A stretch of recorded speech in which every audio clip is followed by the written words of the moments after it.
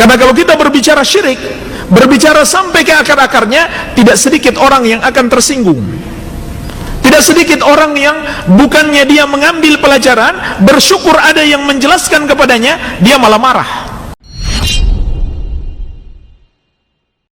Para ulama menyebutkan, tidak ada yang benar-benar mengikuti dakwah para nabi dan rasul alaihi wassalatu wassalam kecuali golongan ahlus sunnah wal jamaah, yaitu golongan yang betul-betul memperhatikan urusan tauhid. Dan inilah ciri utama. Kita kalau ingin tahu ini golongan yang benar atau golongan yang menyimpang, dari mana kita tahu jamaah sekalian?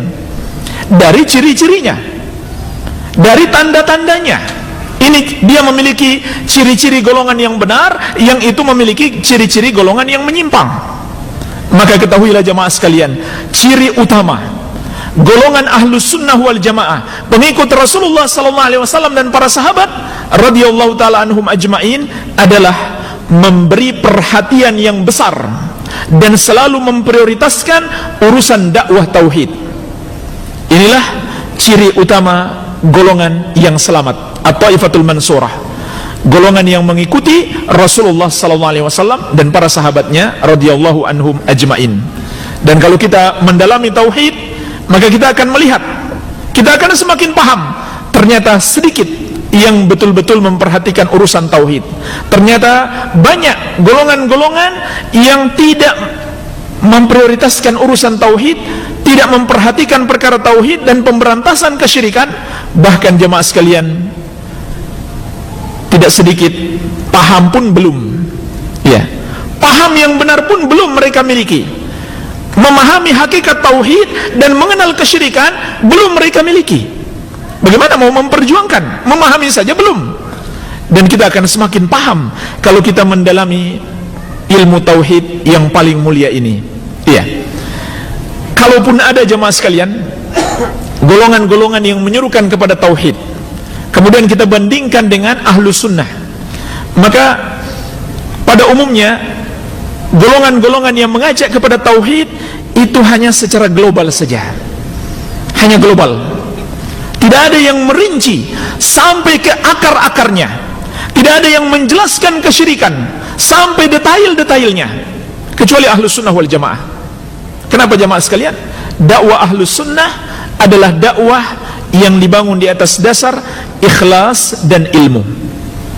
Dakwah kalau sudah punya kepentingan, ingin mendapatkan pengikut sebanyak-banyaknya, contohnya jamaah sekalian, ingin mendapatkan pengikut sebanyak-banyaknya, khawatir kalau berkurang pengikut, yang menjadi prioritas utamanya menjaga supaya pengikut nggak ada yang tersinggung, supaya nggak berkurang.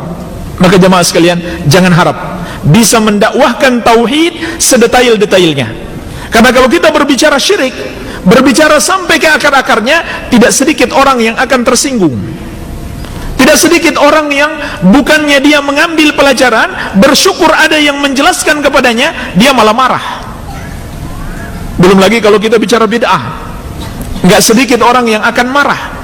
Sehingga kalau dia tidak mau membuat orang lari dari majelisnya, kadang-kadang dia menyembunyikan ilmu tentang tauhid yang seharusnya dia sampaikan, atau sunnah yang harus dia sampaikan. Ini kalau prioritas dakwanya adalah banyaknya pengikut, ketenaran dan lain sebagainya. Tapi kalau orang ikhlas dalam dakwahnya, dan ini cara ciri dakwah ahlus sunnah yang paling utama, ikhlas dan ilmu, maka dia akan membahas dan mengingatkan umat tentang kemungkaran-kemungkaran yang mereka lakukan sampai ke akar-akarnya, termasuk persoalan kesyirikan dan kekufuran. Dan jemaah sekalian, sebenarnya itulah hakikat kasih sayang. Itulah kasih sayang yang sebenarnya. Ini perlu kita luruskan, karena sebagian orang ketika kita bahas masalah syirik, yang ini syirik, yang itu syirik, maka mereka langsung mengatakan kalian ini memecah belah umat. Subhanallah. Justru jamaah sekalian, orang yang menyampaikan kesyirikan, mengingatkan umat bahaya kesyirikan, dia yang paling sayang kepada umat. Kenapa? Karena dosa syirik itu adalah dosa yang paling besar. Kalau kita diamkan saja, melihat saudara-saudara kita melakukan kesyirikan, itu namanya kita nggak sayang sama mereka. karena barang siapa yang mati dalam keadaan musyrik, dia tidak akan diampuni oleh Allah dan akan kekal dalam neraka untuk selama-lamanya, sebagaimana insyaallah akan datang dalil-dalil pembahasan tentang bahaya kesyirikan.